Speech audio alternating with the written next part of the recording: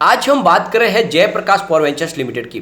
JP power में पिछले कई दिनों के बाद आखिरकार में करंट लौटा है। स्टॉक के अंदर बहुत ही जबरदस्त एक्टिविटीज हुई है और बहुत ही जबरदस्त खरीदारी हुई है और इसके दम पे आज हमें लगभग 5% की तेजी देखने को मिली। तो यहाँ से जेपी पावर में क्या आगे तेजी की संभावना बनने लगी है या फिर वापस गिरावट हो सकती है।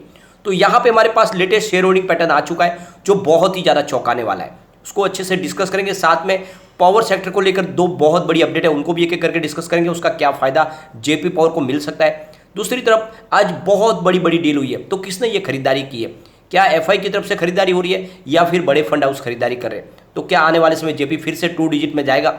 इन सारी बातों को जानेंगे इस वीडियो के माध्यम से।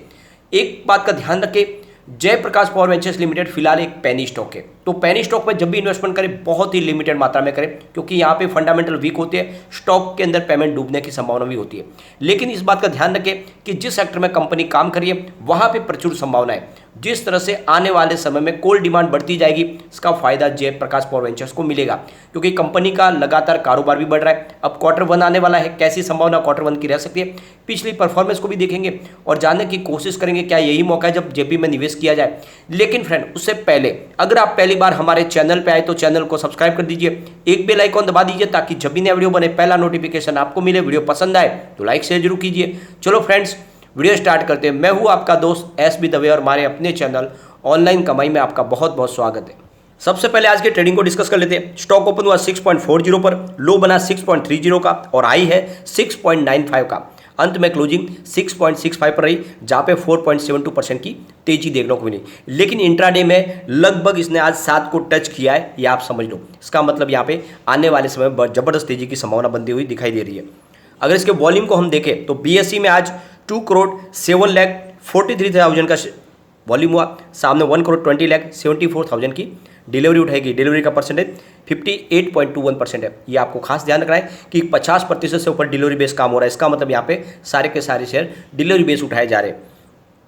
एनएससी की अगर बात करें तो 7,46,27,000 का वॉल्यूम हुआ, सामने 1,69,81,000 की डिलीवरी उठाएगी। डिलीवरी का परसेंटेज 22.75% है। वॉल्यूम के मामले में पूरे बाजार में नंबर 4 पे था जयप्रकाश पावर वेंचर्स का शेयर। अब यहाँ पे हमारे पास लेटेस्ट शेयर होल्डिंग पैटर्न भी आ चुका है जो बहुत ही ज़्यादा चौंकाने वाला है। यहाँ पे शेयर होल्डिंग पैटर्न की बात करें तो दिसंबर में प्रोमोटर की होल्डिंग 26.02% थी, जो मार्च में 24% हुई। फिलहाल अनचेंज है, यानी जून में भी 24% की ही होल्डिंग है। तो ये जो होल्डिंग कम हुई थी उसके पीछे वजह यह थी कि इन्होंने अपने लैंडर्स को अपने जो भी पुराना कर्ज था वो चुकाया था, तो एक अच्छा डिसीजन लिया गया था।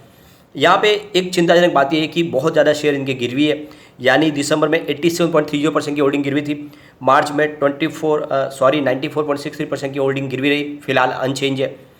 अब यहाँ पे बात करते हैं हम एफआई की। एफआई ने दिसंबर में 1.02% की होल्डिंग ली थी, मार्च में उसको बढ़ा के 1.20% कर लिया। अब जून में तो धमाका ही हो गया, यानी यहाँ पे आप देखोगे तो एफआई की होल्डिंग 2.83% तक चली गई है। यानी आप देख सकते हो कि इस गिरावट का फायदा उठाते हुए एफआई ने अपनी होल्डिंग को दुगना कर दिया है। अब आप समझ सकते हो कि यहाँ पे कितनी बड़ी तेजी आ सकती है कि निचले लेवल से यहाँ पे एफआई ने जमकर खरीदारी की है। जबकि आप देखोगे पिछले कई दिनों से एफआई बाजार में सिर्फ बिकवाली कर रहे थे, उसके बावजूद भी उनकी खरीदारी यहाँ पे आपको दिखाई देगी। इसका मतलब आने वाले समय जेपी में बड़ी तेजी आ सकती है। डीआई की बात करें तो 23.28% की होल्डिंग दिसंबर में थी, मार्च में 23.12% हुई। फिलहाल अनचेंज है, यानी दिसंबर में वही होल्डिंग है जो पहले मार्च में थी। इसका मतलब कोई भी उन्होंने यहाँ पे फेरफार नहीं किया, अभी भी अच्छी खासी होल्डिंग डीआई की बनी हुई है। अदर्स की बात करें तो 49.68% की होल्डिंग दिसंबर में थी, 51.68 हुई मार्च में। फिलहाल 50.05% की होल्डिंग है। तो यहाँ पे जनरल पब्लिक की होल्डिंग घटी है और ये शेयर गए हैं एफआई के पास। तो आप समझ सकते हो कि यहाँ पे आने वाले समय जबरदस्त तेजी की संभावना बन रही है। अगर हम कंपनी के फंडामेंटल्स देखें तो मार्केट कैप 4,352 करोड़ रुपीज़ का है, पी रेशियो इसका 63.54 है, पीबी रेशियो 0.42 का है, इंडस्ट्रीज पी 22.04 है, डेब्ट टू इक्विटी 0.49 है और आरओई इसका 1.04 है, ईपीएस 0.10 और बुक वैल्यू 15.16 है, फेस वैल्यू 10 रुपीज़ है। तो ये तो आप समझ ही रहे होंगे कि इसकी बुक वैल्यू 15 की है। फिलहाल स्टॉक बहुत ही नीचे है, तो यहाँ पे बढ़ने की संभावना बहुत ज़्यादा है, तो यहाँ पे निवेश किया जा सकता है। ये अपनी बुक वैल्यू से काफ़ी नीचे अभी फिलहाल ट्रेड कर रहा है। यहाँ पे एक बड़ी गुड न्यूज निकल के आ रही है कोल इंडिया की तरफ से। कोल इंडिया ने लोकसभा में अपनी तरफ से जो बयान दिया गया है, जो पावर मिनिस्टर उनका कहना है प्रहलाद जोशी कि कोल इंडिया ने सफिशिएंट स्टॉक करके रखा है कोल का। आने वाले समय में इस बारिश के मौसम में किसी भी कंपनी को कोई प्रॉब्लम होने वाली नहीं है। और ये हमने कोल ऑलरेडी जितने पोर्ट्स है और साथ में जितने रेलवे के शेड्स है जहाँ पे रेलवे आगे माल ढुलाई करते हैं वहाँ पे ऑलरेडी हमने स्टॉक कर दिया है। तो कहने का मतलब यह है कि बहुत ज़्यादा कोल स्टॉक में आने वाले समय कोई भी प्रॉब्लम होने वाली नहीं है। तो सफिशिएंट कोल की वजह से आने वाले समय बिजली के ट्रिप की संभावना नहीं है इस बारिश के मौसम में। और इसका फ़ायदा सीधा इन पावर सेक्टर की कंपनियों को मिलने वाला है। उनके रेवेन्यू में बढ़ोतरी होगी, क्योंकि अगर 24 घंटे अगर बिजली का उत्पादन होगा तो फ़ायदा तो होना ही है। तो कुल मिला के एक बहुत ही शानदार खुशखबरी निकल के आ रही है कि कोल इंडिया ने बहुत ज़्यादा स्टॉक करके रखा कोल का। यहाँ पे लोकसभा में बयान जो दिया गया प्रहलाद जोशी की तरफ से, उनका कहना है कि इस बार कोल इंडिया ने फाइनेंशियल ईयर 2023 के फर्स्ट क्वार्टर में करीब जो कोल डिस्पैच किया है वो 152.49 मैट्रिक टन है, जो 19% ज़्यादा है ईयर ऑन ईयर बेसिस, यानी पिछले साल से 19% ज़्यादा कोल सप्लाई किया। इसका मतलब यह है कि कोल इंडिया के पास सफिशिएंट स्टॉक है, कोई चिंता की बात नहीं। आने वाले समय में अगर डिमांड बढ़ती भी है तो उसको पूरा किया जा सकता है। जैसे कि आपको पता ही है, ऑलरेडी हमने डिस्कस किया कि यहाँ पे एफआई ने ज़बरदस्त जम के खरीदारी की है। और आज भी ये जो आंकड़े निकल के आ रहे हैं ये इशारा कर रहे हैं कि यहाँ पे एफआई की जमकर खरीदारी हो रही है। अभी देखो कि सुबह बाजार खुलते ही 9:48 पर 6.50 की प्राइस से 21,70,000 शेयरों की बड़ी डील हुई। उसके बाद में 10:03 पर 6.75 की प्राइस से 30,55,000 शेयरों की एक और बड़ी डील हुई। उसके बाद में 9:48 पर 6.50 की प्राइस से यहाँ पे 21,70,000 शेयरों की एक बड़ी डील हुई। फिर उसके बाद में 9:52 पर 6.70 की प्राइस से 19,59,000 शेयरों की एक और बड़ी डील हुई। और ये सारी डील है जिसमें खरीदारी की गई और इसीलिए आज प्राइस बढ़ती हुई दिखाई दी, वरना यहाँ पे बड़ी गिरावट हो सकती थी। लेकिन जिस तरह से प्राइस बढ़ी उसका सीधा असर है कि यहाँ पे ये सारी की सारी बड़ी डील जो है इसमें खरीदारी की गई है। फिर 9:54 पर करीब 6.95 की प्राइस से 25,11,000 शेयरों की एक और डील हुई। उसके बाद 9:54 यानी उसी समय 6.95 की प्राइस से 26,38,000 शेयरों की एक बड़ी डील हुई।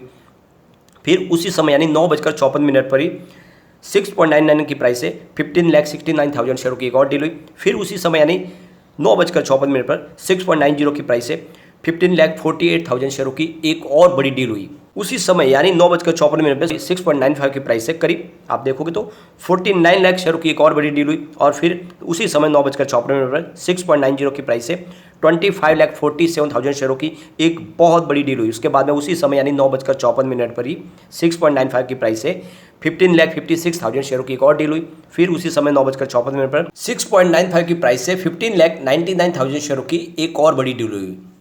और ये सारी डील अगर हम जोड़े तो करीब 1,80,00,000 शेयरों से ज़्यादा बड़ी डील हो रही है। इसका मतलब यह है कि किसी ने बहुत ही जबरदस्त और दबा के जम के खरीदारी की है। इसका मतलब यह है कि जल्दी यहाँ पे अपर सर्किट का दौर शुरू हो सकता है। जिस तरह से बड़े फंड हाउस की एग्रेसिव खरीदारी शुरू हो रही है, यह इशारा है कि यहाँ पे बड़ी तेजी आ सकती है।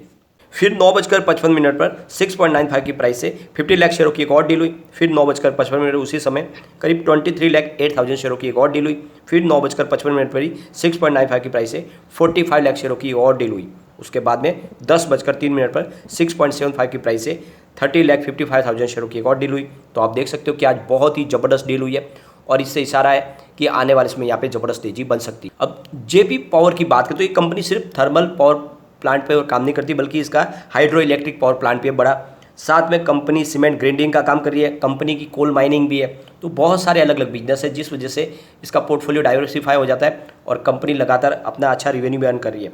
अगर इसकी परफॉर्मेंस देखें तो Q4 में कंपनी की टोटल इनकम करीब 1,531.90 करोड़ भी निकल कर आई, 5.44% ज़्यादा है पिछले क्वार्टर यानी Q3 से। Q3 में इनकी टोटल इनकम 1,452 करोड़ थी और 44.09% ज़्यादा है पिछले साल सेम क्वार्टर से। पिछले साल सेम क्वार्टर में इनकी टोटल इनकम 1,063 करोड़ थी और कंपनी ने net profit after tax -2.27 crore का बताया। तो कंपनी को लॉस हुआ था, इसके पीछे वजह थी इनके खर्च में बढ़ोतरी हुई।